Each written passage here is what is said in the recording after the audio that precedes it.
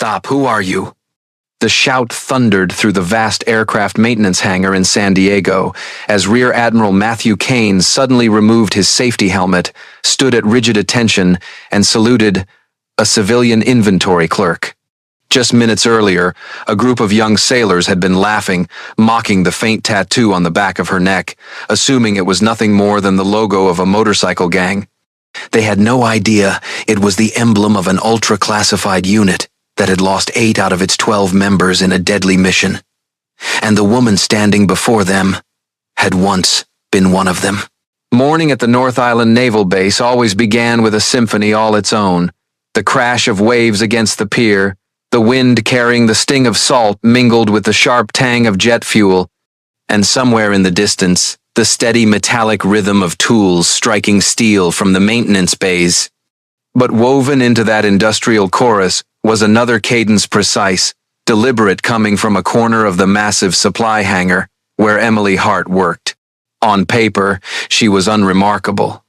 A civilian contractor, responsible for managing inventory for the F/A-18 squadron.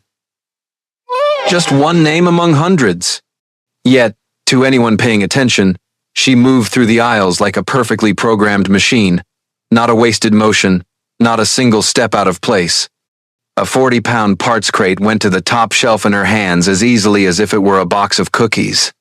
Day after day, it was the same. Sign the ledger, scan the barcode, seal the box. Repeat a dozen times until the clock struck quitting hour. Then she would leave the base, drive her aging silver sedan back to a small apartment in Chula Vista, eat dinner alone, no television, no Facebook, no Instagram. Her life was as orderly as the rows of shelving she tended, and just as quiet. The new sailors most barely out of high school looked at her the way one might regard a piece of fixed equipment on base. A woman approaching 40, hair pinned back in a neat bun, eyes carrying a constant fatigue. Sometimes they whispered, just loud enough to be heard, but not enough to be called out. Warehouse warden, shelf sheriff. A few joked she must be training for the world championship of stacking boxes. Emily didn't react. Not because she didn't hear, but because nothing in it was worth an answer. She kept working, pencil tucked behind her ear, inventory list in hand. Every now and then, when she bent to lift a crate or reached for a high shelf, the collar of her coveralls would shift, revealing a faint shadow of ink at the nape of her neck. A circle enclosing outstretched wings, etched in sharp black lines. It wasn't like any fashionable tattoo. No roses, no Latin quotes favored by college kids. It was something else enough to make a few young sailors snicker and spin stories. A motorcycle gang emblem, a clan crest from Call of Duty. And each time she heard that laughter, Emily would simply tug the collar back up, eyes fixed on her checklist. If anything changed, it was the slight tightening of her jaw, too subtle for anyone to notice. None of them knew that, somewhere else, in another time, men had once bowed their heads to that tattoo. That it wasn't the mark of a game, but the insignia of a group who rarely lived long enough to tell their story. Outside the hangar doors, the wind from San Diego Bay swept in, carrying the distant call of a ship's horn. In the cold white light of the fluorescence, Emily Hart looked like any other warehouse worker. Faded coveralls, scuffed steel-toe boots, a lean but unremarkable frame. Except to those who had once stood beside her in a storm history would never record, they would never mistake her for anyone else. She remained silent, invisible amid the banter of the young sailors. But some things, once carved into the blood, never fade. And that tattoo hidden beneath the gray fabric was still there, like a secret waiting to be seen. Welcome to Veteran Silent Story, where forgotten battles come alive in powerful tales. Subscribe now and honor the silence that shaped our freedom. Audit day at the North Island Naval Base always carried its own particular strain of tension. Hangar floors were polished until they gleamed as if for a parade. Manifests were combed through down to the last decimal, and officers suddenly became uncharacteristically polite. But no one had expected the arrival of Rear Admiral Matthew Kane, a man in the Navy's logistics circles compared to an X-ray scanner. Wherever he looked, he found the flaw. Kane was not loud, tall and lean, with long, steady strides and eyes so cold they seemed capable of stripping the paint from an aircraft just by looking at it. Rumor had it that, during an inspection in Yokosuka, he spotted a misrecorded serial number on a component from more than 20 paces away. To him, numbers never lied, only people did. The inspection team moved through each section, from maintenance bays, to the fuel depot, to the technical records archive. With each stop, the air seemed to grow heavier. The officers walking alongside him began to show the telltale signs of unease, jaws tightening, shoulders tensing. By the time they stepped into the inventory warehouse, Emily Hart's domain, a few of them were taking deep, deliberate breaths, as though the scent of hydraulic fluid might somehow mask their anxiety.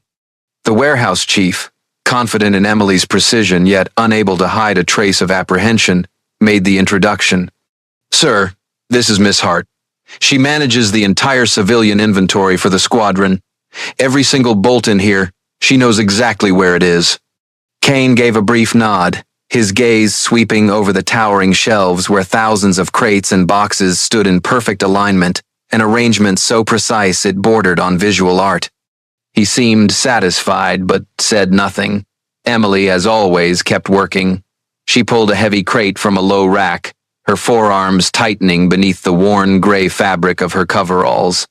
And then, in a motion so small no one else noticed, her collar shifted. The cold white glare of the fluorescent lights fell directly on the nape of her neck, revealing a shadowed black circle enclosing a pair of sharply spread wings. The lines etched deep, as though they had been there a lifetime. Kane stopped. His eyes froze on that tattoo. It was not the look of idle curiosity, it was the flash of memory returning in full force. Memories of something most of the world had never heard of, and of those who had, most were no longer alive. He removed his safety helmet, the movement deliberate, holding it to his chest like a ritual. The entire team halted. The quiet tapping of pencils against clipboards ceased. No one understood what was happening. They only saw the famously cold Admiral suddenly standing at attention in a way that felt different. His voice, low but so clear it carried across the warehouse, broke the silence. "That is the Valkyrie cipher." The air turned to ice. The young sailors who had been mocking Emily just days earlier stood frozen, as though caught committing a forbidden act. Somewhere in the back, someone muttered, What's Valkyrie?" But no answer came. Emily did not turn around. Her hands still gripped the crate as she set it on the inspection table with her usual care. But a single muscle in her jaw twitched. She knew that look. It had been a long time, but she remembered it well. The look of survivors recognizing each other by a sign that required no words. The Valkyrie cipher was no trendy tattoo. It was the seal of a unit that did not exist on paper. 12 had worn it. 8 lay forever in places the maps did not mark. And one of the remaining 4 was now standing in front of Kane, her hands still stained with steel dust and the smell of machine oil. Kane lowered his helmet. His eyes were no longer those of an auditing official but of a soldier standing before a sacred emblem. He knew that if this mark appeared here, it was no coincidence. And if she was indeed who he thought she was, everything was about to change. In the vast warehouse, the fans still whirred, the metal still rang. But for those present, it was as if the world had tilted ever so slightly. They didn't know why, but they sensed deep down that the woman before them was not merely the warehouse warden. There are names that never appear on the evening news, yet are etched deep into classified files read by only a select few. Valkyrie was one of those names. No designation, no official insignia, no presence on any organizational chart. 12 individuals, hand-picked from across the branches of special operations, forged into a single unit with the skills to infiltrate, rescue, and vanish before anyone could understand what had happened. Each member carried a code name, a story, and a single tattoo. A black circle encasing a pair of outstretched wings, inked with lines as sharp as a blade cut into stone. Only 12 had ever worn it. Now, only 4 remained alive. Emily Hart had been known in that world as Spectre, not because she enjoyed hiding, but because she was so skilled she could disappear in plain sight, even when standing just a few steps from her target. Many of her missions were never reported. They simply slipped into the dark, as though they had never happened at all. Then came nightfall, the Persian Gulf, 5 years ago. On paper, it was nothing more than an intelligence-gathering operation. But Emily and her team knew something was wrong from the very first step.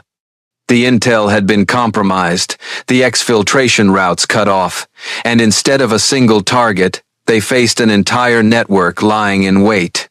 When night fell, 8 of them never got back up. Only 4 survived, each scattering in a different direction.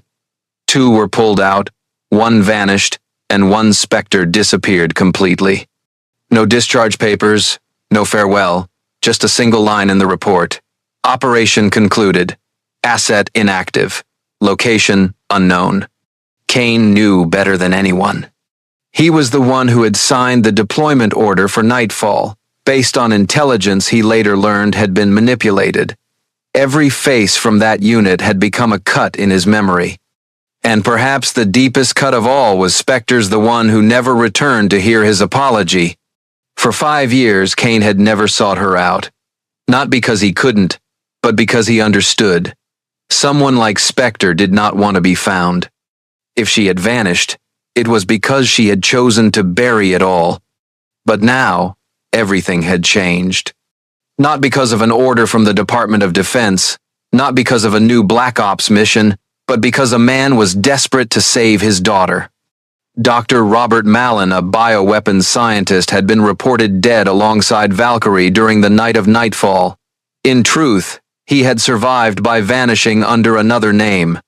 And just last week, he surfaced in Houston, carrying information on a new generation of nerve toxin, something that, in the wrong hands, could kill millions. Mallon said he would hand the data to one person only, the one who had shadowed him through that chaotic night.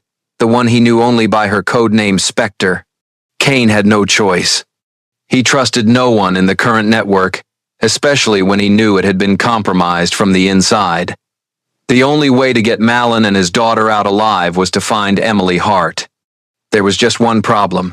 Emily was now simply the warehouse lady at the base, living quietly in Chula Vista, seemingly severed from her old world entirely. No weapons, no contacts, no trail for anyone to follow. Kane knew that if he took even one wrong step, she would vanish again, and this time, it would be forever. In the instant he saw that tattoo under the fluorescent lights, Kane understood that his only chance was standing right in front of him. But how do you convince someone who has chosen the shadows to step back into the place that took everything from them? In another corner of the warehouse, Emily stacked the last crate neatly into place, unaware that the walls she had built around herself for the past 5 years had just begun to crack. The conversation took place in a quiet corner of the warehouse, yet the air between them was as thick as if they were standing in the eye of a storm. Kane spoke briefly, without circling around, like a man who had waited far too long to say these words. The name Robert Mallon stirred no pleasant memory for Emily, only a shadowy figure in the darkness of nightfall and the echo of gunfire somewhere far away. Now he was alive. Not just alive, but carrying a secret that could shake the entire world. The formula for a new nerve toxin, a substance so lethal that just a few grams could turn a city into a graveyard. Mallon had declared he would hand the data over to Spectre. Not to the military, not to an elite strike team, but to her. Emily stood still, her eyes like a deep lake, unmoved by the wind. Then her answer came firm, cold. She was done. Her war had ended long ago. Kane wasn't surprised, but he did not look away. Throughout his career, he had learned to read the silences in people, and this silence weighed more than most. He knew he needed a decisive blow, something that could pierce the armor she had built over the last 5 years. He spoke of Mallon's daughter, 7 years old, with her father, and the hunters would not spare her. The impact did not come immediately. But Kane saw something stir at the corner of Emily's eyes. It could have been the faces of those who had marched into darkness with her. It could have been the ragged breathing of someone over the radio when everything in Nightfall fell apart. It could have been the memory of another child's eyes she had once sworn to protect. Emily turned away, as if the fluorescent light above had suddenly grown too bright. Part of her wanted to walk out that very moment, to leave Kane and everything he represented behind. But the image, the little girl, 7 years old, knowing nothing of the world, clung to her like a shadow. She drew in a deep breath. The past did not rest. It only lay still, waiting for a reason big enough to rise. Kane said nothing more, did not press. He knew that in these moments, silence carried more power than any argument. Only the steady hum of the ventilation fans, and somewhere in the distance the faint clang of metal from another corner of the hangar. Finally, Emily turned back. The look in her eyes was no longer that of the warehouse lady on base. There was a change, almost invisible, but Kane recognized it instantly, the cold focus of an operative weighing a mission. "One time," she said. Her voice was not loud, but it was clear. "Only this time." It was not an ordinary agreement. It was a contract, a binding clause between two people who had once stood on opposite ends of a tragedy, now looking toward the same objective. Kane nodded, slowly, as though afraid a hurried motion might shatter this fragile accord. Emily asked nothing of the details, nothing of the plan. It wasn't time yet. She only knew that if she had said one time, she would see it through, no matter the cost. Outside, dusk settled over the base. The sound of waves from San Diego Bay drifted in, a reminder that time was moving. They both left the warehouse, each carrying a piece of the past that had never truly closed. Emily walked toward her car, feeling as if a thin veil had just been torn away, exposing something she had tried to bury. Kane watched her go, fully aware that from this moment on, the wheel had begun to turn and it would not stop until the mission was done. 3 days later, deep inside the Pentagon, a windowless room glowed under a cold, unfeeling light. On the table, each firearm lay neatly in place like instruments waiting for the musician's hands. Emily, now once more Spectre, sat before them, her movements slow but certain. Fingers drifted along barrels, tested the smooth slide of the chambers, gripped the stocks as if feeling for the heartbeat of an old friend. Beside them sat forged passports, each carrying a name, a nationality, and an invented life story, an encrypted phone, a palm-sized listening device, a folding knife with a blade thin as moonlight. She worked in silence, no wasted motion, as if she had never left this world at all. This mission was unlike any she had taken before, not to destroy, not to capture, but to pull a man and a child from the tightening snare around them. Malin and his daughter Lila were hiding in New Orleans, a city of jazz, rum, and narrow streets carved with shadows. But it held something else. Argos. Argos was no government agency. It was a private intelligence syndicate, steered by Elias Thorne, an ex-CIA official with eyes like the edge of a dagger. He hunted not only for money, he hunted for power. And Malin, along with the data he carried, was the most valuable prize on his board. Spectre entered New Orleans as an art collector. A cream linen dress, oversized sunglasses, a leather crossbody bag stuffed with auction catalogs. She walked the cobblestone streets of the French Quarter, blending into the tide of tourists, snapping photos and eating beignets. From time to time, she paused at a gallery window, just long enough for Argos to believe they were watching a harmless traveler. But she saw everything. 2 men in Hawaiian shirts on the far corner, earpiece wires tucked beneath their hat brims, a black SUV parked exactly 1 block from the French market, and a couple pretending to shop for souvenirs but never taking their eyes off a single point. The net was not drawn too tight, a mistake made by hunters convinced their prey was already worn down. The opportunity came on a damp morning, when mist from the Mississippi drifted through the stalls of the French market. Spectre sat at an outdoor cafe, a steaming espresso in front of her, eyes sweeping each entrance. And then she saw it. A red balloon floating above the crowd. Beneath it, a dark-haired girl walking beside a man she recognized instantly, Malin. He was thinner than she remembered, but his eyes held the same quiet vigilance. Spectre rose and slipped into the current of people. When she was close enough, she spoke a single sentence in a language only the two of them had ever shared. Malin gave the smallest nod, his shoulders easing as if shedding a few pounds of weight. Lila looked at her with open curiosity, unaware this woman was her living shield. The relief lasted only seconds.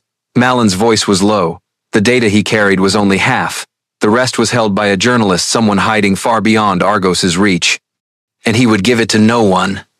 Until Lila was out of the United States. Spectre understood instantly. This was not a simple get-them-out operation. It was a two-step game, each step with the power to collapse the whole. She glanced over her shoulder and saw one of the Hawaiian shirtmen break position, his hand pressed to his earpiece. Time was running out. She took Lila's hand, returning the red balloon as a silent signal. From now on, you do not let go. Malin stayed close behind, head lowered like any tourist seeking shade. They exited the market through a narrow alley onto Decatur Street, melting into the press of bodies around a street band's brassy rhythm. Argos was still there, but not yet moving in. Spectre knew the next move would be where things truly turned dangerous. And this time, if she miscalculated, it would not be one life that paid the price, but two. Spectre's plan was not a detailed map, with dozens of contingency routes. It was more like a thin wire stretched across a chasm. One wrong step, and everything would plunge into the abyss. But that was the kind of plan she trusted. Simple, audacious, and aimed straight at the blind spot of the enemy. The only way out for Lila was the Mississippi River. Its murky brown waters, heavy with the smell of silt, would carry the girl to the Gulf and from there into safe territory. Spectre knew an old fisherman in Chalmette, a man she had once saved from an arrest in Honduras. He owed her a life, and in this world, debts like that were never forgotten. But the Mississippi was not something you could approach freely. Argos had eyes on every dock. The only way to get Lila aboard was to make them look elsewhere. That night, as New Orleans drowned in light and the wail of jazz horns, a fire erupted in the warehouse district east of the city. Flames devoured the darkness, black smoke coiling upward like a towering pillar. At the same time, police received an anonymous tip about a foreign hostage being held there. Minutes later, Argos's network shifted, their entire force flooding east. While the city's gaze was fixed on the inferno, Spectre quietly led Lila to the Chalmette Pier. The girl clutched the red balloon now tied to her backpack as a signal no dockhand could mistake. The fisherman's boat slipped away before dawn's first light. Lila looked back, her eyes wide, but she did not cry. Malin stood on the pier, hands clenched, eyes locked on the vessel until its light vanished into the river mist. Spectre touched his shoulder, her voice low but steady. Now it's our turn. They left the pier, moving through streets still damp with morning fog toward St. Louis Cathedral, a white-faced, triple-spired landmark stabbing into the gray sky. This was the meeting point, with the journalist holding the rest of the data. In this space, history and shadow intertwined, and tonight it would witness an exchange known to no one but them. But Argos had tracked them. No noisy assault, no dramatic charge, only shadows slipping in from narrow alleys, the whisper of rubber soles on stone, so quiet it was almost unnatural. In the chapel, candlelight flickered against the saint's statue, casting deep pools of darkness. Spectre sensed the movement before she saw it. When Argos's commander stepped from behind a stone column, hand on the grip of his weapon, she was already within striking range. Her strike came like lightning, a sharp arm sweep that dropped him before he could draw. The sound of his body hitting the floor was barely more than a book falling onto carpet. She didn't pause to admire the work. She slipped out through a side passage, merging into the growing crowd of tourists, spilling into Jackson Square. Malin received from the journalist a USB drive so small it could be hidden in the palm of his hand. The two halves of the data were finally together. He said nothing, only gave the messenger a nod, a gesture equal parts gratitude and farewell. Outside, a black SUV with navy plates idled at the curb. As Malin climbed in, the first light of morning spilled across the cathedral's roof, washing the square in pale gold. Spectre did not join him. She had already vanished into the narrow back streets, as if she had never been there at all. Argos would keep hunting, but tonight's quarry had slipped beyond their reach. And somewhere on the Mississippi, a red balloon still drifted lazily, carrying with it a promise that had been kept. 48 hours later, the Norfolk Naval Base lay in the quiet calm of an autumn morning. On Rear Admiral Kane's desk sat a report barely 10 pages thick, yet its weight was enough to alter the fate of millions. The data Malin and the journalist had brought back had been decrypted. Federal agencies had moved immediately to neutralize the threat. A bioweapon that had never quite come into existence was now buried forever. Malin and Lila, under witness protection, had been relocated to Canada. There, among the blazing red maples, they reunited with what remained of their family, a new beginning, far from the shadows that had been hunting them. Kane closed the file and looked out the window, where autumn leaves spun in slow spirals, knowing his part was done. And Emily Hart? She kept the promise she had made from the start. She did not return to the unit. She allowed no one to pin a medal on her chest. There was no celebration, no speech of praise. On the day she left Norfolk, she left nothing behind but a thin envelope for Kane, with a single line inside. "Thank you. See you in another life." A month later, Emily appeared on the coast of Oregon. No one in the small seaside town knew of Spectre, or Valkyrie, or Nightfall. They only saw a woman nearing 40, renting a small wooden house facing the Pacific and taking a job at the local weather station. Her new work was simple: measure wind speed, record rainfall, and occasionally radio the center when a storm approached. Each morning the crash of waves against the cliffs woke her before the alarm. Seagulls cried hoarsely overhead. Emily stood on her balcony, a mug of hot coffee in hand, watching the mist lift from the surface of the sea. No helicopters, no commands over the radio, no ticking countdown. Only wind, waves, and the stillness she had once believed she would never find again. Then one autumn afternoon, when the air had turned crisp and the maples began painting the road to the shore in gold, a small envelope appeared in her mailbox. No return address. Inside was a postcard. On the front, a photograph of a dark-haired girl, smiling as if she could embrace the whole sky, standing before a roaring white waterfall. In her hand was a red balloon, bright against the deep green of nature behind her. Emily turned it over. Just a few carefully written lines, in the rounded letters of a child's hand. "The sparrow's home. Thank you, Lila." No other words, but Emily needed none. She sat in the wooden chair on her porch, the postcard in her hand, letting the ocean wind run through her hair. A faint smile touched her lips, a warmth both near and far settling in her chest. Her hand drifted unconsciously to the nape of her neck, where the Valkyrie tattoo lay quiet beneath her sweater. For years it had been a mark of loss, a reminder of the Nightfall mission and the 8 who had never returned, but now it no longer carried the same weight. It had become the emblem of a promise to protect, even if it meant disappearing into the dark, and to keep that promise to the very end. Over the sea, the sunset began to pull a band of gold and crimson down to the horizon. Emily sat still, watching the sun sink, letting the waves and wind erase the last echoes of the past. The ghost could rest now, and if, one day, someone were to ask, "Who is Spectre?" perhaps the only answer would be, "A woman who once kept her promise."